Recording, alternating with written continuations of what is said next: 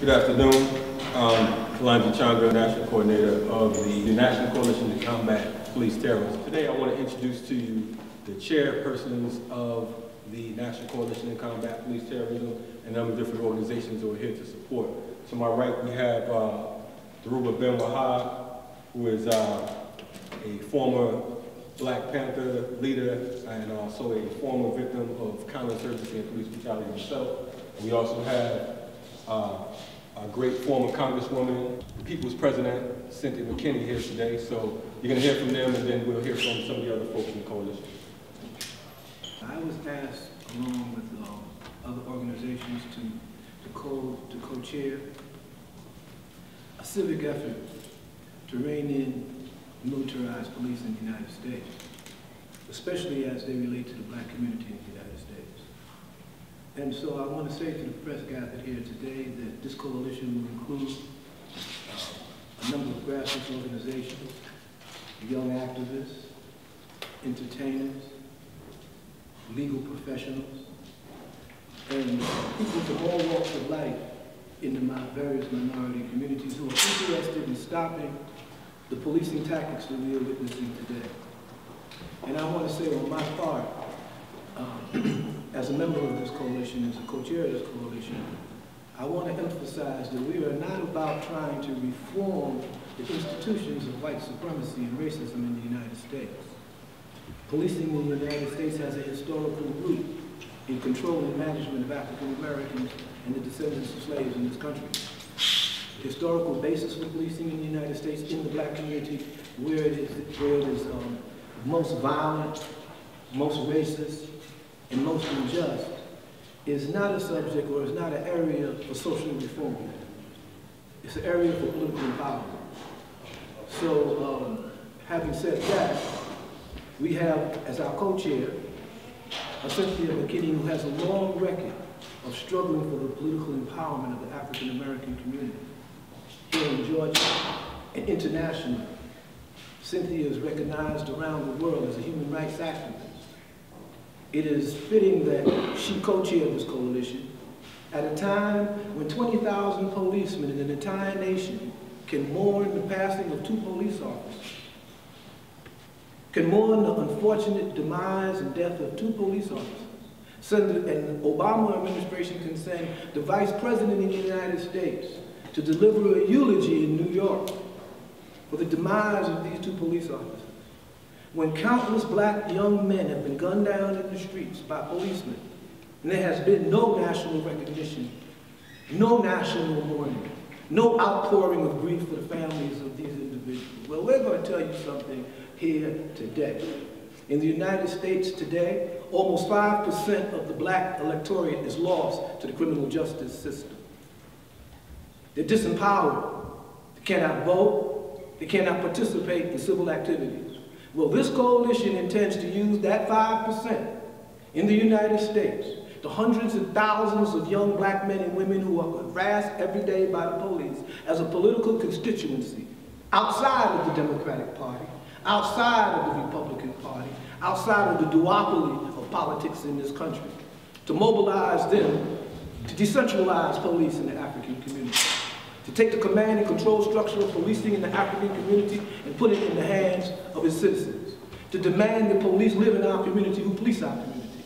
So we're up against a very potent enemy, the national security state, the police state, that considers every citizen in the United States a potential terrorist. And that's why they're militarized, and that's why racism in the United States cannot be reformed, especially when it comes to institutional policing. So with that, I want to turn the mic over to my co-chair and comrade, Sister Cynthia McKinney. Thank you. Thank you, Dhoruba. And I'd like to thank the members of the press who have come here to hear what we have to say today. I would like to start my remarks with, thank you, with this book. This book is entitled Stolen Lives. And that's what causes us to come here today, because too many lives are being stolen with impunity by people who are charged to protect and serve us. And unfortunately, I've been around the country and I've met many of the families whose children have been stolen from them. But this book has photographs of people whose lives have been lost as a result of police brutality, police murder. And this book is quickly became outdated. And an addendum to the book was created. I picked this up in Newburgh, New York, where several young, unarmed Black and Latino men have been killed by the police. But when we look at these pictures, it gives us an opportunity to at least empathize with the people who have been victims and who, after they died, had their reputations decimated by the press, as well as the very authorities that killed them. And this is a way to humanize the victims of police murder. After that, I was given, there's a VCR tape now, or it's a track 8 or whatever. And, but the name of it is Busted. And this was created in 2003 to try and advise young people on what to do when they are encountered by the police, where they are confronted by the police. It calls itself a citizen's guide to surviving police encounters. Too many of our young people are not surviving police encounters. It's a case because our country is addicted to war. Our country can't get enough of killing other people. And from the COINTELPRO papers and the Frank Church investigation on intelligence activities in the United States, we know that the violence that the United States government turns abroad inevitably comes back home. So it's a militarized U.S. foreign policy that has become a militarized domestic policy. And what we are here today to begin is an opportunity for everybody to be involved in the solution. There have been some organizations that have come out and they've made recommendations for lawyers and for those who advocate inside the justice system. But there's got to be a solution, a series of solutions for politicians, for clergy, for activists, for citizens who don't want to do anything except just be responsible citizens. And those are the kinds of solutions that our group intends to explore and advocate. Thank you. This time, before we take questions, I want to bring up a couple more folks. We have from, she was just married, Attorney Tiffany Roberts from Luna. She's going to speak for me. Good afternoon. My name is Tiffany Roberts. I'm an attorney here in Atlanta, and I am one of the members of a recently minted group called Lawyers United for a New Atlanta. We go by the acronym of LUNA, and we propose to be a think tank and activist group for attorneys who would like to assist protesters here in Atlanta and also long-term assist Black communities and brown communities who are adversely affected by police violence and brutality. We also want to bring up Pastor Derek Rice, Sankofa Church of Christ. Good afternoon. My name is Reverend Derek Rice. I'm pastor, senior pastor of Sankofa United Church of Christ.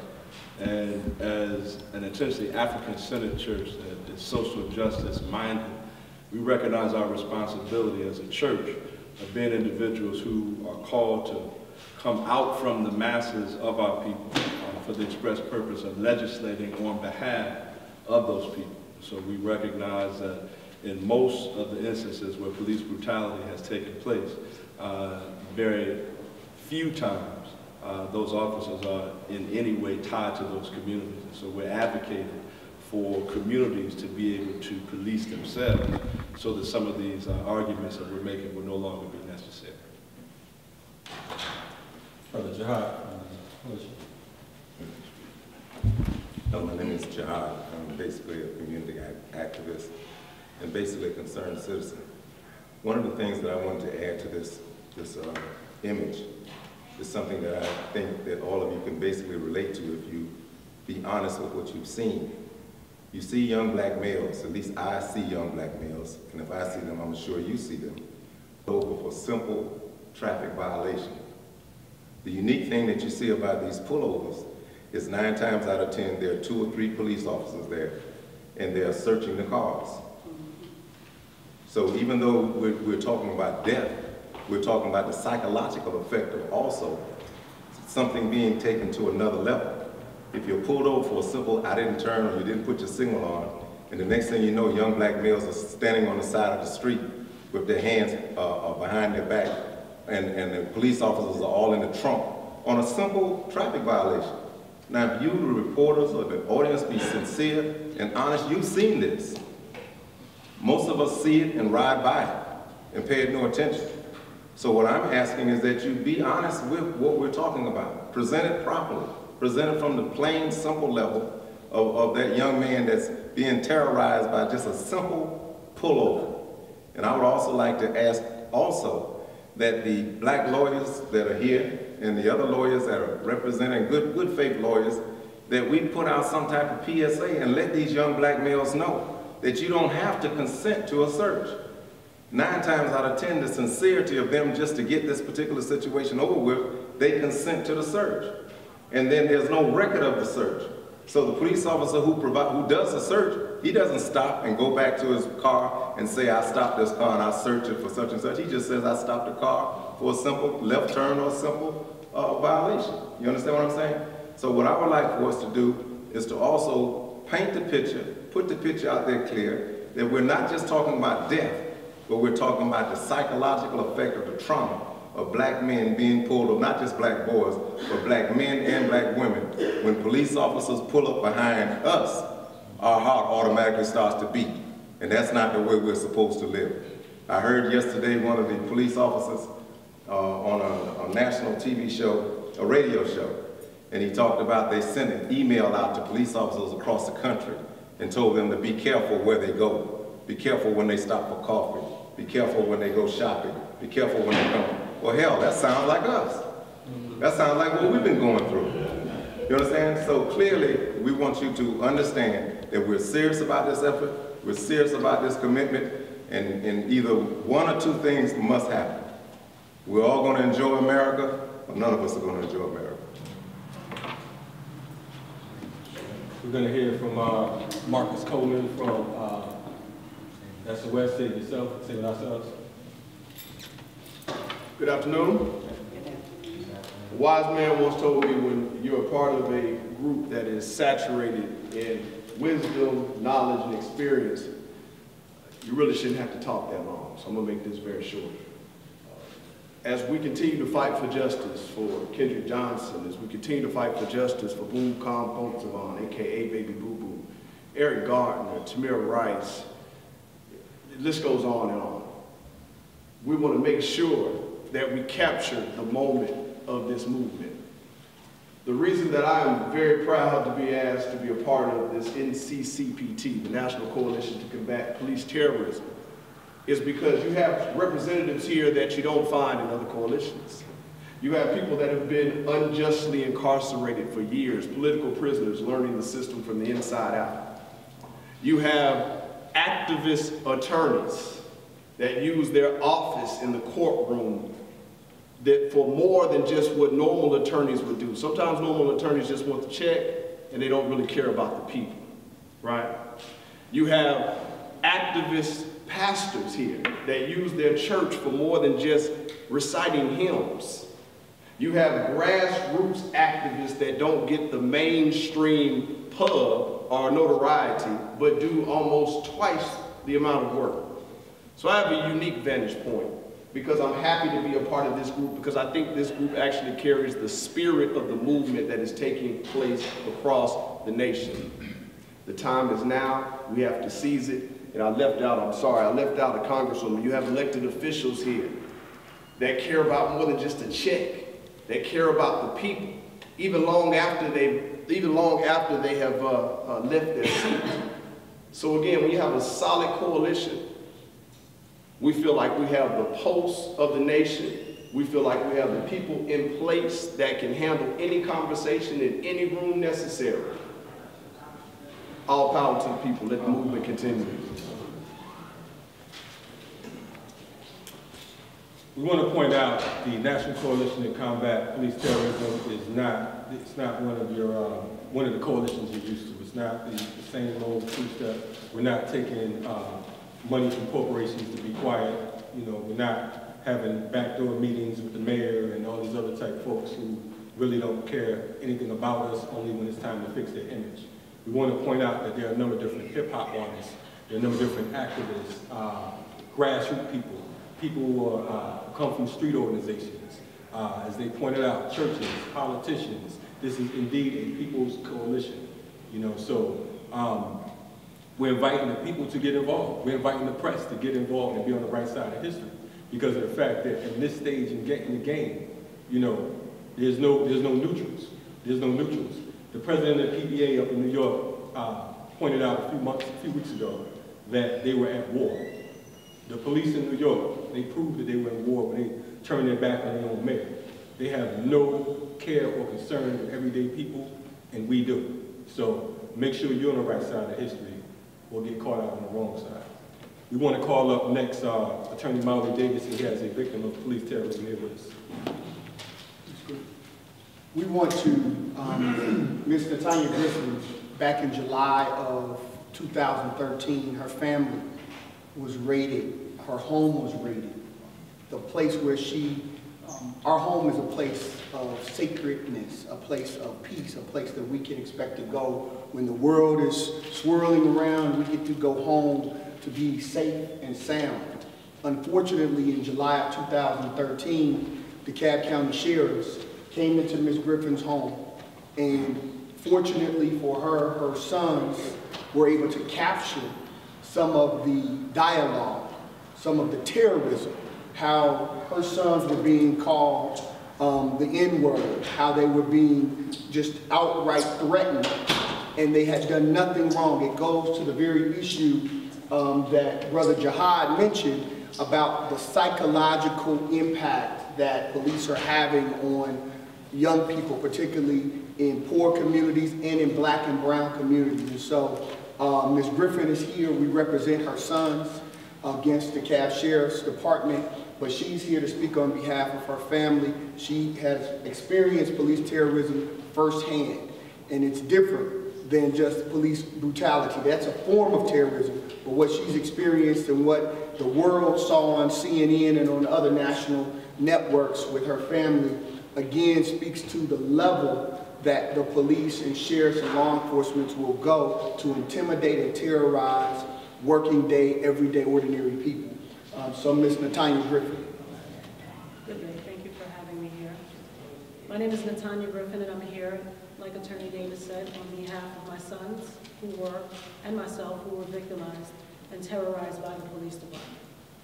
In July of 2013, the DeKalb County Sheriff's Office came to my home to file a civil arrest warrant in regards to overdue court fees.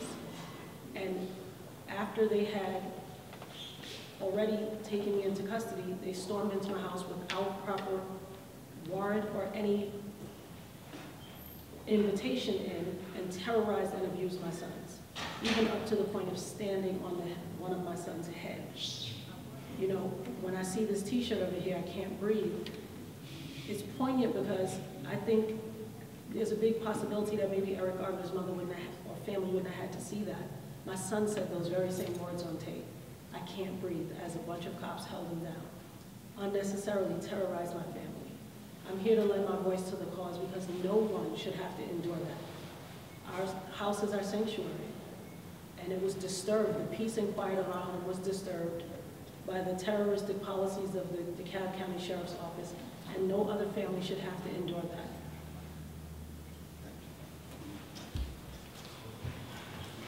You're going to bring up one more member of the coalition. He's a hip-hop artist who endured a situation on a flight because he was singled out because of the way he looks, basically.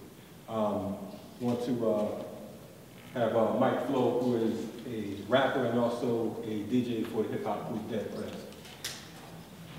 Peace, how y'all doing?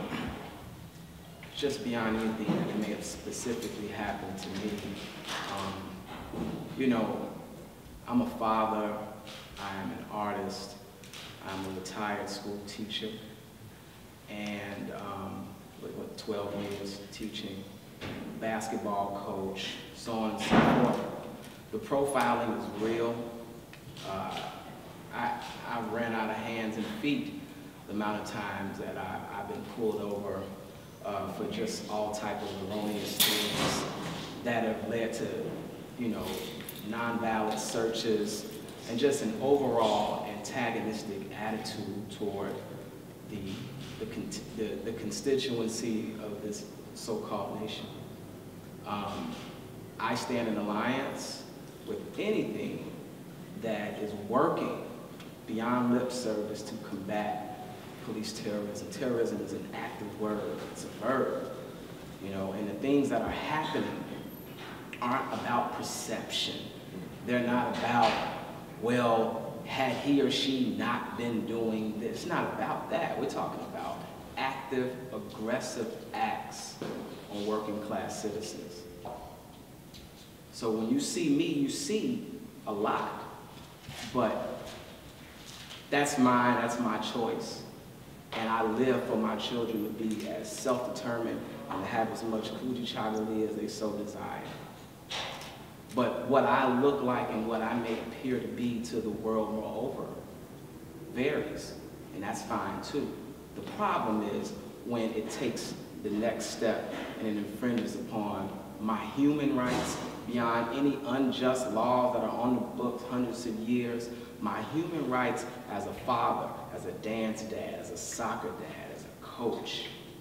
It puts a lot of things in jeopardy. And I stand and unite with all of you who are here in support today. Move forward, put your mouth in your pocket, put your actions where your heart lies. And you know, I stand in coalition. Thank you. We're going to open the floor now for questions from the co-chairs, Dhoruba and Wahad and Congresswoman Cynthia McKinney. One could argue that the name of the group, the Coalition to Combat Police Terrorism, is a challenging name, perhaps a slightly incendiary name. Oh, let me answer that. And let me finish my question. And there's been criticism that anger in the community fueled the killing of the 2 police officers in New York.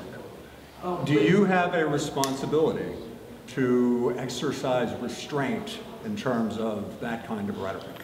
No. Let me be very clear. That's why we share a coalition here, you see. I'm going to say what's true, whether you like it or not, or whether you think it's combative or not. First of all, the United States uses war terms in almost every policy that it implements, domestic and foreign. What's the war on terror? What's the war on drugs? What's the war on crime? What's the war on poverty?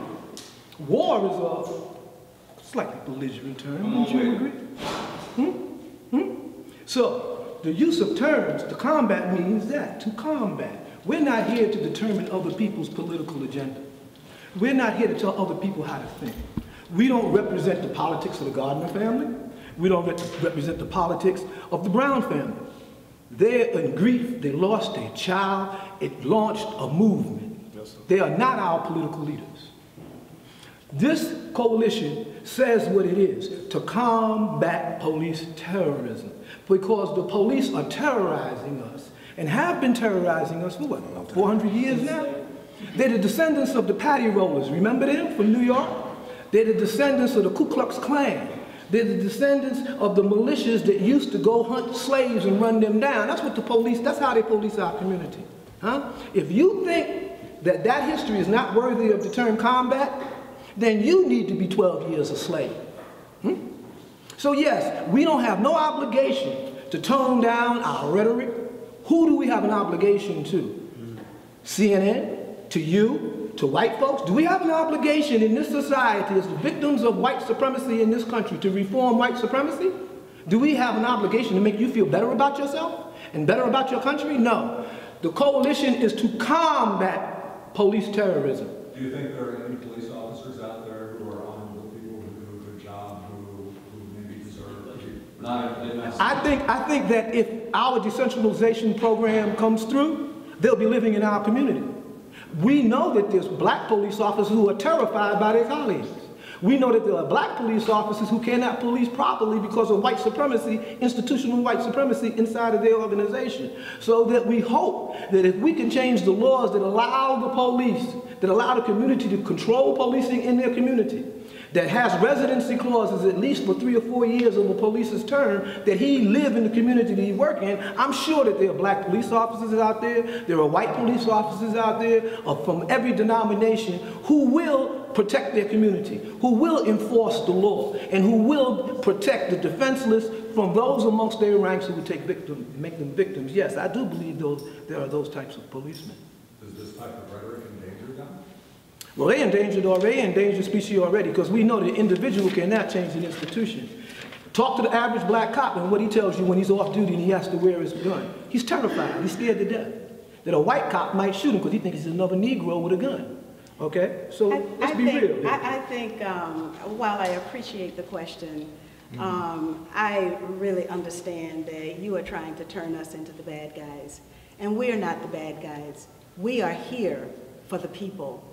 Actually, unfortunately, I grew up with a father who was a police officer. And my father would come home angry because yet another black man, back then in the day, they would handcuff them to the telephone pole, and then they would beat them with their nightsticks. And my father had to witness that day in and day out. And as a police officer, a black police officer, who was actually unwanted on the force, he had to swallow that. Eventually, he had his fill, and he couldn't swallow it anymore. You could say that my father also couldn't breathe. And so he left the Atlanta Police Department. Instead of asking other people to change the policy, he said the only way we're going to change this policy is for us to become the policy makers. And so my father ran for office and won and became a policy maker. The protesters haven't brought about real change yet, but as long as they stay in the streets, you guys are going to have work to do. And that's what brought us to this position, is that the young folks in Ferguson refused to go home. After Obama called his networks of bootlickers and Negroes to descend on Ferguson and try to calm the situation, they stayed in the streets anyway. If they would have went home the first few nights after Ferguson, we wouldn't be here now. So it's the streets that determine the politics in the United States. It did in the 60s and 70s, and it will now. These are young people, and they basically are the ones who are saying we've had enough. And as far as I'm concerned, they need to stay in the streets. They don't need to let up not one day. Not one day. Because now the political system can't breathe. And we need to make sure that the political system can't breathe, because this political system is one that is wrought with inequality, disparate treatment. Let's just get real about what we're talking about. And so there's a disparate quality of policing that is afforded to young black kids as opposed to young white kids. This is my people's reparations. This is rebel without persuasion. I mean Garvey, this is Gandhi without the patience, without the shackles, and Malcolm without the nation. These are the words that united a million men with a million different ideas on how to uplift our races. These are militant poems. This is Abu Jamal.